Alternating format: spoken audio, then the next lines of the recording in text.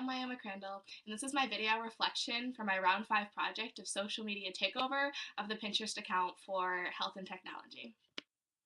So actually for the Pinterest account, the password for the class account got lost, so I had to create my own Pinterest account and kind of grow it from the ground up, which gave me kind of a unique perspective on starting with 0 followers and trying to gain followers very quickly since the takeover only lasted for a week.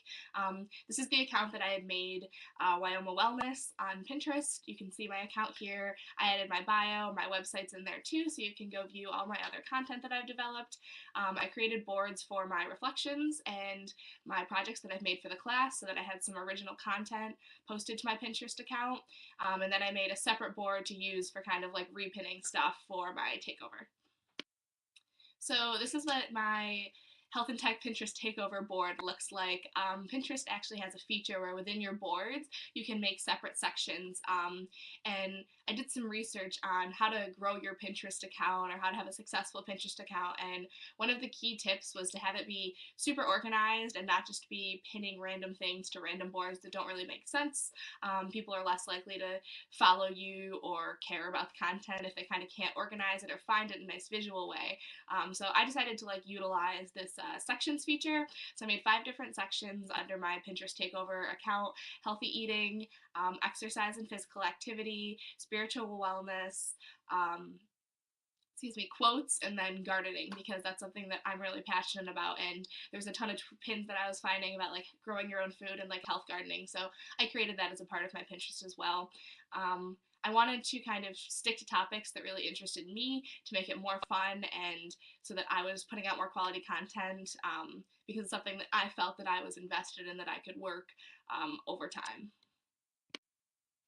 So like I said, gaining followers was really hard since I just created my new account, but I did end up gaining 2 followers by the end of the week, which I don't think is too horrible. I would have liked to gain some more, and I really think if I had continued for a month and a half posting that consistently on my boards and posting original content and stuff, I probably would have gained a couple more followers. On my personal Pinterest account, I actually have a lot of followers, and I put a lot less effort into that, and I feel like that's just time because I've been working and pinning things on that account for years now.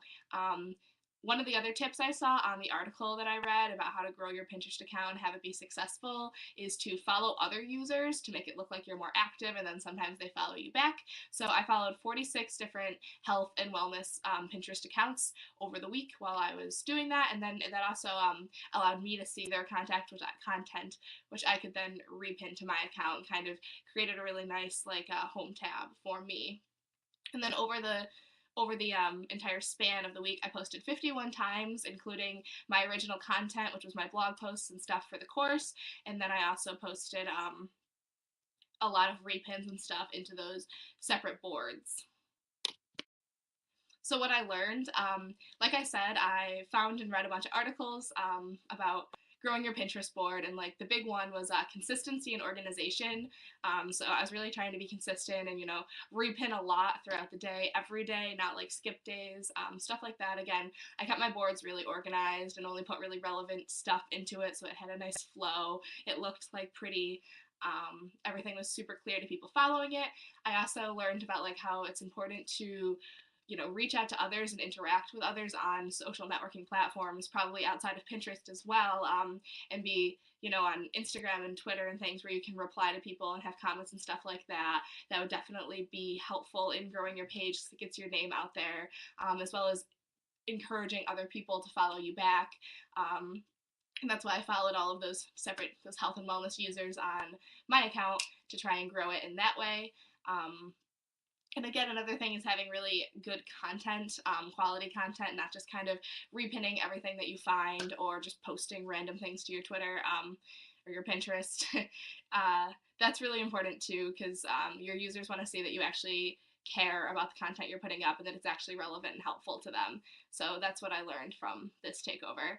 So I hope you enjoyed this video. Feel free to check out my blog post to see more about my Pinterest takeover and how to grow your Pinterest account.